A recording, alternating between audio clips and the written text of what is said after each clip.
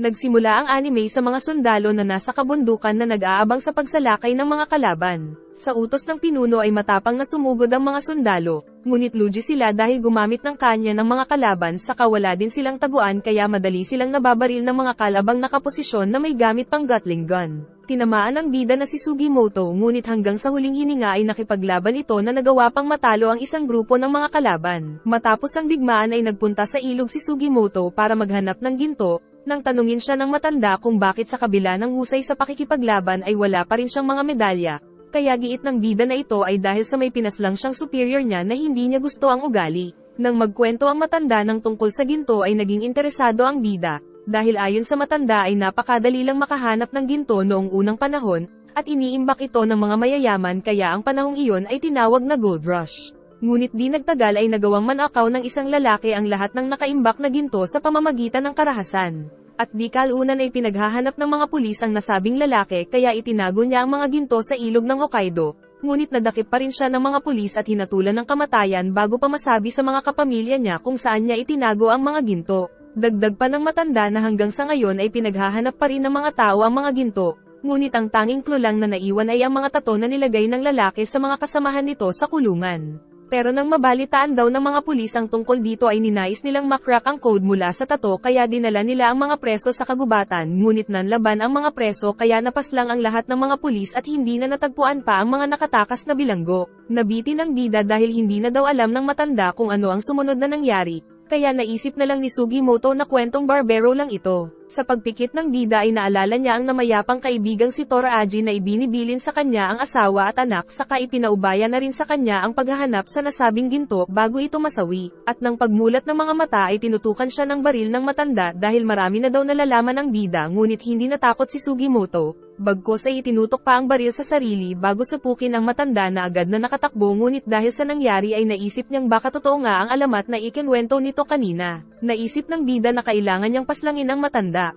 ngunit nakita niya itong nakalubog sa snow kaya tinulungan niya na lang ito, subalit natuklasan niyang kagagawan pala ito ng isang oso dahil sa mga footprints sa paligid. Nang obserbahan ng bida ang matanda ay natuklasan niyang isa pala ito sa mga presong nilagyan ng tato ng taong nagnakaw ng mga ginto, kaya naisip ng bida na totoong-totoo ang mga kwentong natuklasan niya. Dinala ng bida ang matanda dahil importante ang tato nito sa likod, ngunit nakakita siya ng baby bear dahil nasa paligid lang din pala ang nanay nito na sumusugod na sa kanya ngunit ang baril ay sumabit sa paan ng bangkay kaya sa pag-iwas ay nahulog ang ating bida. Sumunod ang oso na balak na siyang paslangin ngunit may isang nakal-alasong palaso ang tumama sa oso na siyang nagpabagsak dito, at pagtingin ay isa itong batang babae na mula sa tribo ng mga Aino. Ayon sa bata ay hindi kagagawa ng oso ang pagkain sa matanda dahil galing ito sa hibernation, dahil ang matakari po isang osong napakabangis na hindi nakapag-hibernate ang may kagagawan. Dagdag pa ng bata na kailangan na nilang iwan ang katawan ng matanda kung ayaw niyang sundan sila ng nasabing mabangis na oso ngunit tumanggi ang bida kaya giit na lang ng babae na kalabanin niya ang nasabing oso ngunit magiging mapanganib dahil sasapit na ang dilim,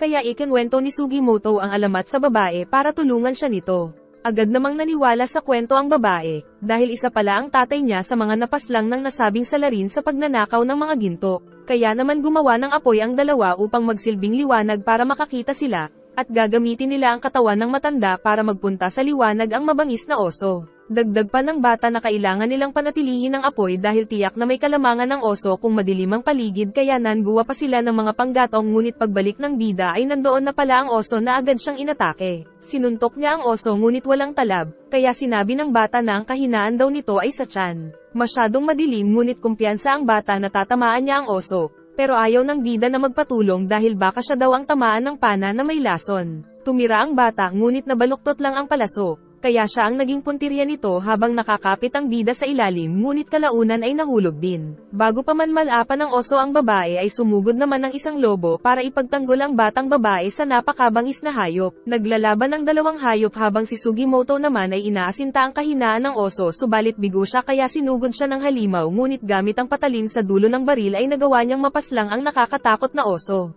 Pagkatapos ng pangyayari ay nagpakilala ang batang babae na siya daw si Asirpa. Saka pinagmasdan nila ang lobo na siyang tumulong sa kanila sa pakikipaglaban. Napagkasunduan din ng dalawa na magtulungan sa paghahanap ng iba pang mga preso na may tato, para malaman nila ang lokasyon ng mga ginto na dating pagmamay-ari ng tatay ni Asirpa. Kinabukasan ay gumawa sila ng traps para makahuli ng squirrels. Habang naglalakbay ay naisip ng bida na hanapin sa lahat ng malalaking bayan ng ibang nakatakas na preso, kaya uunahin na niya ang pinakamalapit na bayan ng Otaro na natatanaw nila ngayon. Habang nagre-relax ang bida sa hot spring ay ipinagtatanong naman ni Asirpa sa mga negosyante ang tungkol sa mga hinahanap nila ngunit napagdiskitahan siya ng isang siraulo kaya sinapok niya ang lalaki sa mata. Ikinagalit ito ng loko pero dumating naman si Sugimoto kaya wala nang nagawa ang kumag kundi ang sagutin ang tanong ng bida, at nalaman nila sa lalaki na may naghahanap din daw na ibang tao sa mga nasabing presong may tato. Nagpatuloy sila sa paglalakbay ng sundan ng isang kawatan ngunit alam ng dalawa na sinusundan sila kaya naghanda sila ng bitag kaya nabigti ang kawatan at nakitang isa pala ito sa mga presong may tato.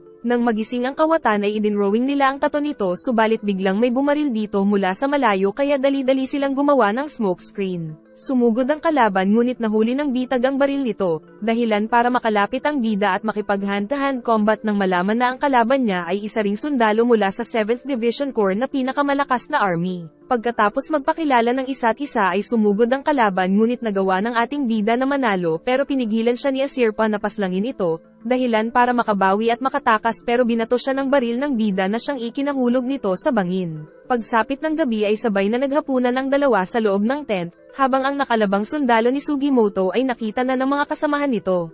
Kinabukasan ay nahuli na rin nila ang isa pang presong may tato, na agad din na dinrowing ni Asirpa ang mga marka sa katawan ngunit may nakitang isang kuneho si Asirpa kaya umalis muna ang dalawa para mangaso. Subalit sinamantala ito ng presong si Yoshitake na tinaguri ang Escape King dahil magaling itong tumakas. Nakuha man nila ang kuneho pero nakatakas naman si Yoshitake na agad na hinabon ng bida nang biglang maramdaman ni Asirpa ang matinding taglamig dahil nawawasak ang mga puno. Habang tumatakbo ang dalawa ay nahulog sila sa napakalamig na ilog kaya agad silang umahan at nagtulungan na gumawa ng apoy pero nabigo ang dalawa, kaya naman lamusong ulit sa ilog ang bida para hanapin ang mga bala ng baril niya na nahulog para gamitin ang pulbura. Nagpapatulong ang bida sa preso, nang ilabas nito ang isang bala ng baril mula sa bibig kapalit ng kaligtasan nito, at dahil kay Yoshitake ay tagumpay silang nakagawa ng apoy kaya naging magkaibigan na ang dalawa. Sinabi ng dating preso na mayroong 24 na bilanggo ang nilagyan ng nasabing tato, ngunit bukod dito ay hindi na niya alam ang iba pang detalye dahil ang mayor daw sa bilangguan ang siyang nakakaalam na siyang nagpasimuno din ng pagtakas. Bago umalis si Yoshitake ay binalaan ito ng bida na maging ang mga sundalo ay naghahanap din ng ginto, pero kumpiyansa ang dating preso na makakatakas dahil siya ang tinaguriang Escape King. Nagpatuloy sa paglalakbay ang dalawa nang makakita ng bahay ng oso kaya inutusan ng bata si Sugimoto na tignan kung nandoon ang hayop dahil balak nila itong huntingin. Dagdag pa ni Asirpa na kung sino man ang pumasok sa loob ng bahay ng oso ay hindi aatakihin ito, na napatunayan daw ng yumaon niyang ama ngunit hindi naniniwala ang bida. At dahil masyadong mapanganib ang gagawin ay napagpasyahan ni Sugimoto na wag na itong ituloy. Habang naglalakad ay nakita ni Asirpa na may kumikinang sa malayo, na naisip ng bida ng mga sundalo na pinagmamasdan sila gamit ang telescope kaya nagmadali silang tumakas, at di nga siya nagkamali dahil mga sundalo nga ito mula sa 7th Division na pababa na ng bundok. Nang mapagtanto ng bida na hindi nila matatakbuhan ang mga sundalo ay ibinigay niya kay Asirpa ang balat na may tato, para magpaiwan para harapin ang mga kalaban. Ibinilin din ng bida na kapag nahuli si Asirpa ng mga sundalo ay ibigay na lang ang tato para hindi siya nito saktan. Nalaman ng mga sundalo na naghiwalay ang dalawang bida kaya sinundan si Asirpa ng isang sundalo habang ang iba naman ay sinundan si Sugimoto. Nakita ng isang sundalo ang mga footprint ni Asirpa ngunit dahil may karanasan siya sa pangangaso ay nalaman niyang nagtatago sa itaas ng puno ang bata. Pinapababa siya ng sundalo na sinasabing hindi siya sasaktan. Pero bago bumaba ay iniwan ng bata ang tato sa itaas ng puno ngunit dahil sa squirrel ay nahulog din ito kaya nakita ng sundalo. Papanain sana ni Asirpa ang lalaki ngunit naramdaman nito ang binabalak ng bata, kaya nagkasa ng baril ang sundalo ngunit sinugod ito ng lobo na tumutulong kay Asirpa. Samantala papaakyat sa bundok si Sugimoto nang abutan siya ng 3 sundalo. Nagsinungaling ang bida na nangangaso daw siya ngunit nakilala siya ng isang sundalo na siya si Sugimoto ng 1st Division kaya nabahala ang mga kasama dahil nalaman nila kay Private Ogata na nahulog sa ilog kanina na si Sugimoto ang nakalaban nito. Nang mapansin ng bida na may bahay ng oso sa likod niya ay dali-dali siyang pumasok sa loob, na dahilan para barilin ito ng mga sundalo ngunit nagalit ang osong nasa loob kaya ginawa silang mukbang ng galit na oso. Samantala ang sundalong kasama ni Asirpa ay inatake ng Ezo Wolf na nagawang matapan ang baril niya kaya naibalibag siya nito ng maraming beses, ngunit pinigilan ito ni Asirpa na kitilin ang buhay ng sundalo. Nagawa namang mapaslang ng natitirang sundalo ang oso ngunit wala na rin siyang lakas, Saka lumabas si Sugimoto na dala ang baby bear at napatunayan na rin niyang totoo nga ang sinasabi ni Asirpa na hindi aatakihin ng oso ang sinumang pumasok sa bahay nito. At dahil walang mag-aalaga sa baby bear ay nais niya nalang naalagaan ito ngunit natatakot siyang baka iluto ito ni Asirpa. Samantala kinikiliti ni Asirpa ang lobong nagligtas sa kanya nang puntahan na sila ni Sugimoto na itinago ang baby bear sa damit nito. Napatingin ang bida sa sundalo, kaya hindi niya namalayang nakasilip pala ang baby bear na nakita ni Asirpa kaya agad niya itong itinago dahil siya na daw ang magiging mommy bear para dito. Inaaswang siya ng bata kaya isinuko na ni Sugimoto ang baby bear, saka sinabing hindi daw siya kakain nito dahil hindi kaya ng konsensya niya. Ngunit giit naman ni Asirpa na hindi daw nila kinakain ang mga baby bear na nakukuha, bagkos ay inaalagaan nila ito sa nayon. Natuwa ang mga bata sa pagbabalik ni Asirpa, at inanyayahan ang bida ng lola nito na doon na kumain at magpalipas ng gabi, ngunit dahil hindi ito nakakapagsalita ng lingwahe ni Sugimoto ay tina-translate na lang ito ni Asirpa. Samantala ang sundalong iniwan nila ay naglapat ng pangunang lunas sa binti nitong sinalakay ng lobo, at dahil sa nasa dugo nito ang pangangaso ay nanabik itong hulihin ang nasabing puting lobo. Sa nayon naman ay sinabi ng matanda na hindi marunong ng mga gawaing bahay si Asirpa kaya hindi ito makakapangasawa ng kapwa niya Aino kaya nakiusap ang matanda na asawahin ni Sugimoto si Asirpa. Ngunit dahil nahihiya si Asirpa ay hindi niya tinranslate ang sinabi ng matanda. Pinapakain ng matanda ang maliit na oso nang mapansin ni Sugimoto na hindi pa ito hinahawakan ni Asirpa. Giit naman ni Asirpa na ayaw niya daw maging masyadong malapit sa baby bear dahil matapos ang 2 taon ay iaalay daw nila ito sa mga Diyos habang nagdiriwang para sa mas masaganang pamumuhay. Nagtataka si Lieutenant Tsurumi dahil walang nakabalik sa 4 na sundalong ipinadala, nang dumating naman si Captain Wada dahil nagagalit ito dahil nawawala ang mga tauhan niya, saka nabalita ang bumili ng sandamukal na mga armas si Tsurumi. Nagalit si Tsurumi kaya kinagat ang daliri ng Captain. Dahilan para utusan ng Captain na ipabaril si Tsurumi subalit siya ang binaril ng sariling tauhan, saka naghanda ang grupo ni Tsurumi sa matinding digmaan. Samantala ibinigay ni Hijikata ang isa sa mga kopya ng tato sa kakampi nitong isa ring takas na preso na may tato, nalalaman ng matanda na kailangan nilang harapin ang 7th Division Army kaya kailangan nilang mangalap ng maraming tao. Maraming nahuling isda ang dalawa kaya nagpapatulong si Asipar na linisin ang mga isda ngunit nakalimutan ng bida ang kutsilyo niya kaya bumalik muna siya sa bahay. Sinubukan niyang maghanap ng shortcut para mabilis na makabalik, nang pigilan siya ng isang lalaking Aino dahil muntik na pala niyang matapakan ng isang trap na may palasong nakakalason, saka nagpakilala ang lalaki na siya daw ay tito ni Asirpa. Pagsapit ng hapon ay magkasamang umuwi ang dalawa saka binigay ang mga nahuling mga isda sa elder nang magtaka ang bida dahil pinaikot ng matanda ang isang isda sa katawan niya. Pinaliwanag ni Asirpa na nag-aalay daw ito ng pagkain sa guardian spirit niya dahil paniniwala ng mga Aino na ang lahat ng mga tao ay may guardian spirit mula pagkapanganak at tinatawag nila itong Torrente. Dahil dito ay naisip ng bida na tinutulungan siya ng guardian angel niya na makaligtas sa mga labanan. Dahil sa natutunan ay ginawa din ni Sugimoto ang ritual bago niya kainin ang masarap na hapunan.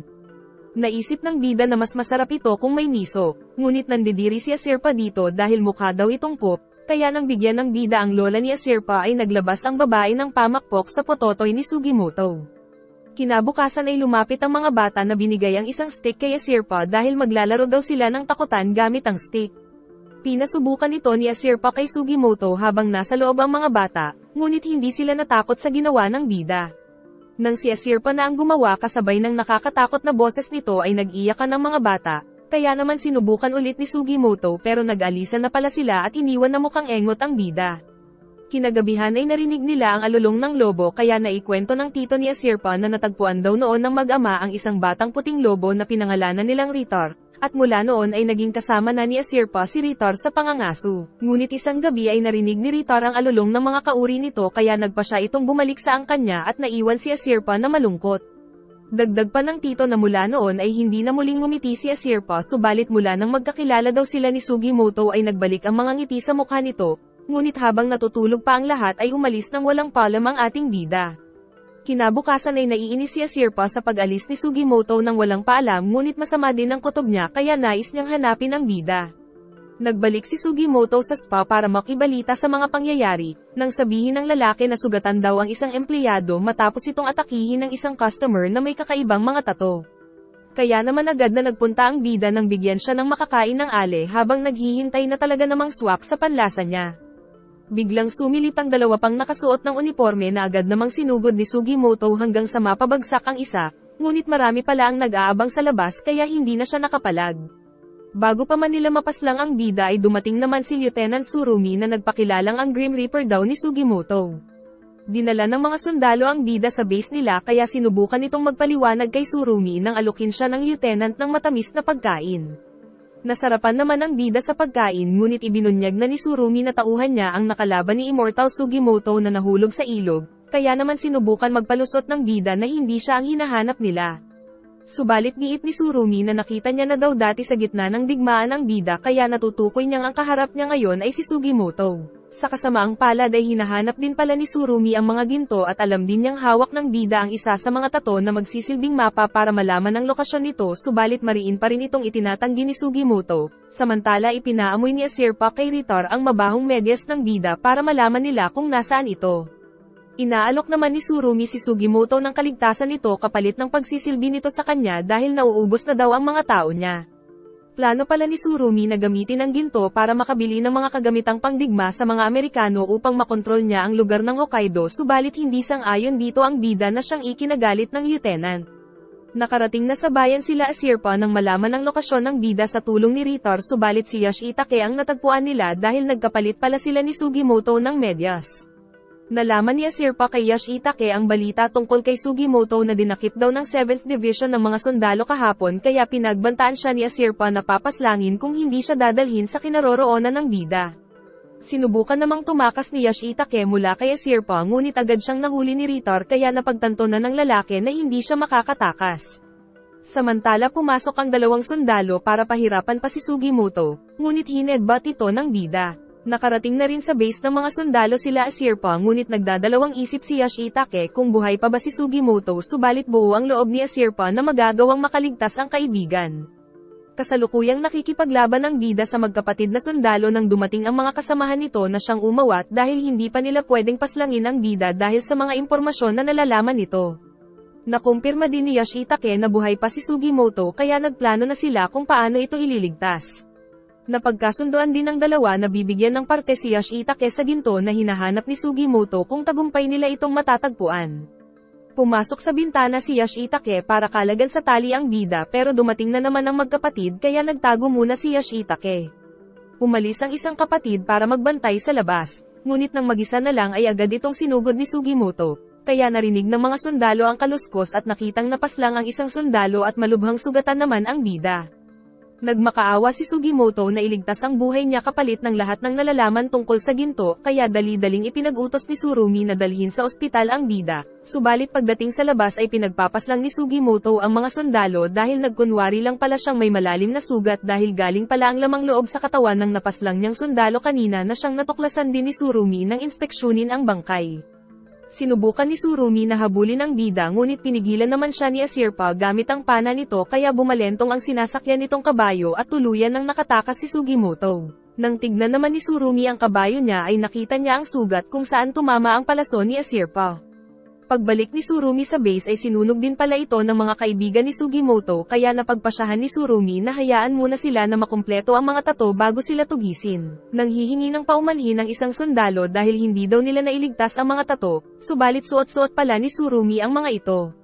Sa wakas ay nakauwi na rin si Sugimoto subalit dahil sa ginawa niya ay sinapok pa siya ni Asirpa. Sabay-sabay na naghapunan ng tatlong magkakaibigan pero nang malaman ni Asirpa na may halong miso na pinandidirihan niya ang pagkain ay nag-iba ang mukha nito pero sinubukan pa rin niyang kainin na siya namang nagustuhan niya. Sumugod ang grupo nila Hijikata sa lugar ng mga bandido upang subukan na makipagkampi ng sumugod ang isang bandido kaya agad na binanata ni Ushiyama. Kinausap ni Hijikata ang pinuno ng mga bandido na si Shibukawa kung makikipagsanib puwersa ito sa kanila subalit tumanggi ito kaya napilitan sila Hijikata na ubusin ang lahat ng mga bandido sa lugar. Magkasamang nangangaso nagdalawa nang makaramdam ng pagkauhaw si Sugimoto nang makakita si Asirpa ng isang sangang may lamang tubig na siyang sinapsap nito kaya nang hingi din ng bida at sumupsap na parang baby. Nalaman ni Asirpa sa mga bakas na may iba pang nangangaso bukod sa kanila sa lugar, at iyon pala ay sila Tanigaki kasama si Tetsuzo na nanghahunting ng isang oso at matagumpay na napaslang gamit lang ang isang bala ng baril. Binugaw ni Asirpa ang isang hayop upang maasinta ito ni Sugimoto ngunit nadulas ang bida at nakatakas ang hayop papunta sa bundok, kaya naman gumawa muna sila ng pansamantalang matutulugan para magpalipas ng gabi. Samantala kumakain na rin ng hapunan ang dalawang hunter nang mapagpasyahan ni Tanigaki na sunugin ang sombrero niya dahil ayaw niya nang maging isang sundalo. Kinabukasan ay nagpatuloy na sila Sugimoto na hanapin ang nakatakas na hayop, ngunit maging sila Tanigaki ay nagsimula na rin sa pangangaso kasama ang aso ni Tetsuzo. Nakita nila na nanginginig ang aso kaya nalaman ng dalawa na nasa teritoryo na sila ng lobo na nais nilang paslangin. Nahanap nila Asirpa ang usang nakatakas sa kanila subalit hindi nagawang matamaan ng bida kaya nakatakas muli, nang dumating si Ritar na matagumpay itong napatumba. Ngunit narinig nila Tanigaki ang putok ng baril ni Sugimoto, naamoy ni Ritar na may paparating na ibang hunter kaya agad silang umalis sa lugar, saka naman dumating sila Tanigaki na nakita ang mga bakas ng lobo maging nila Asirpa at Sugimoto. Nagtago mula sa malayo sila Sugimoto ngunit sa distansya ay hindi nila makilala ang mga ito. Nang bumalik sila sa ginawang hut ay naghihintay pala si Yoshitake na may dalang alak, kaya kinagabihan ay nag-food trip ang magkakaibigan hanggang sa mabusog. Pagkatapos ay sinabi ni Yoshitake ang balita tungkol sa isa pang preso na may tato sa katawan, na walang iba kundi si Tetsuzo na siyang kasama ngayon ni Tanigaki. Maliligo na sana sila Tanigaki para tanggalin ang amoy nila nang makita nito ang tato ni Tetsuzo kaya tinutukan niya ito ng baril dahil isa ito sa mga takas na preso sa pamamagitan ng pagpaslang sa mga sundalo, pero ipinaliwanag nito na pinaslang niya lang ang mga magnanakaw kaya siya nakulong, kaya ibinabana ni Tanigaki ang baril. Nalaman naman ng dalawa kay Yoshitake na balak huntingin ni Tetsuzo si Ritar ngunit nasiyahan pa si Sugimoto dahil si Tetsuzo ay isa sa mga presong hinahanap niya. Kinabukasan ay nakita nila si Tetsuzo na nag-aabang kaya nagpunta sila Sugimoto at Yoshitake, at nang silipin naman ni Asirpa ang inaabangan ni Tetsuzo ay nakita niyang si Ritar pala ito na nasa likod ng puno. Ngunit bago pa makalabas si Ritar ay pinuntirya ni Asirpa ang pain nila Tetsuzo dahilan para magtago ito ulit kaya sumablay si Tetsuzo at nakatakbo ang lobo, tinutukan ng bida si Tetsuzo ng baril nang atakihin siya ng aso nito, kaya nakalaban si Tetsuzo at nahampas sa pagmumukha ang bida. Nag-enjoy ka ba? Salamat po sa panonood at pakiabangan po ng susunod na part saka mag-like and subscribe ka na rin Lodi para sa mas marami pang mga recap.